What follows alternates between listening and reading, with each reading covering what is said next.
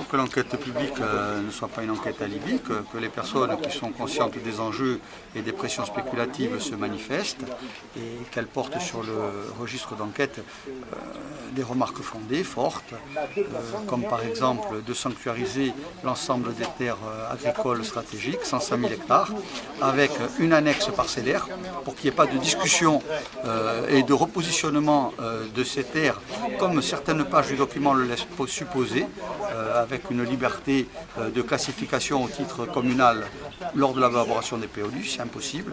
Ensuite, de supprimer la notion d'espace régional stratégique, qui est cette espèce de notion d'espace mutable où on peut faire n'importe quoi par dérogation, et donc de supprimer des terres agricoles, voire des zones SNIEF, voire des zones remarquables, donc ça aussi de le supprimer, et ensuite de revenir à des mesures protectionnistes fortes et d'enlever les taches urbaines des cartes en continuité de bâtis diffus comme si c'était des agglomérations existantes, et de supprimer tous les alinéas qui considèrent de facto que les PLU en cours, même s'ils sont en opposition fondamentale avec le nouveau PADUC, entre autres au niveau des terres agricoles, soient applicables. On doit refaire un point zéro et une refonte de tous les documents. Je dis qu'on ne doit pas mentir aux personnes. Aujourd'hui, les élus sont devant un document qui a été élaboré, qui est soumis à l'enquête. Pour qu'il soit modifié, il faut que l'enquête, de manière forte, demande des modifications.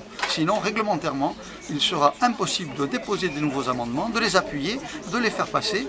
Il faut qu'il y ait un esprit populaire qui s'investisse de cette mission pour reformater le document dans une doctrine qui soit une doctrine fondamentalement protectionniste et qui soit libératrice pour la Corse. Aujourd'hui, c'est un PADUC qui est prémafieux, tel qu'il s'organise, puisqu'il laisse la main à la micro-région, aux micro-élus et aux micro-bandes pour imposer des règles. Le document final a été approuvé par l'Assemblée de Corse. Il est avec certaines doctrines pour modifier ce document sur le fond, parce qu'on en est à discuter de modifications importantes. Il faut qu'il y ait des retours d'enquête publique qui soient conséquents. Sinon, il n'y aura aucune logique pour demander une reformulation du document si l'enquête publique fait des propositions qui sont quantifiables à peu de personnes. Nous, on a voté ce PADUC en émettant beaucoup de réserves. Nous avons dit aussi en session ce que nous votions sous condition. Bien entendu, nous sommes beaucoup investis dans ce PADUC, nous avons beaucoup travaillé. Nous étions présents à toutes les réunions et à toutes les commissions, contrairement à d'autres élus qui n'y ont jamais mis les pieds et qui, je suis sûr, qu'ils ne connaissent même pas le PADUC.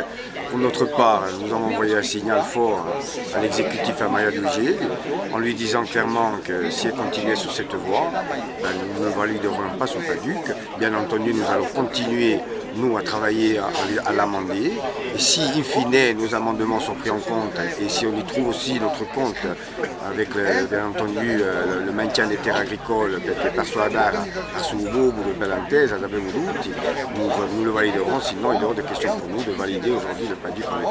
Nous avons proposé un certain nombre d'amendements sur les espaces stratégiques agricoles. Nous avons été le moteur de ce PADUC. Pour nous, les terres agricoles stratégiques, c'est une priorité. Nous ne céderons rien là-dessus. J'espère de tout cœur que nous allons trouver un point d'accord pour doter la Corse d'un PADUC qui est nécessaire. Nous appelons les gens aussi à participer à l'enquête publique, à se mobiliser, à faire des remarques. Et puis, in fine, si on n'arrive pas à trouver un accord sur le PADUC, il y aura des élections territoriales. Et là, bien entendu, nous pourrons décider de qui sera le mieux placé pour l'avenir de la Corse, de son peuple et de sa terre.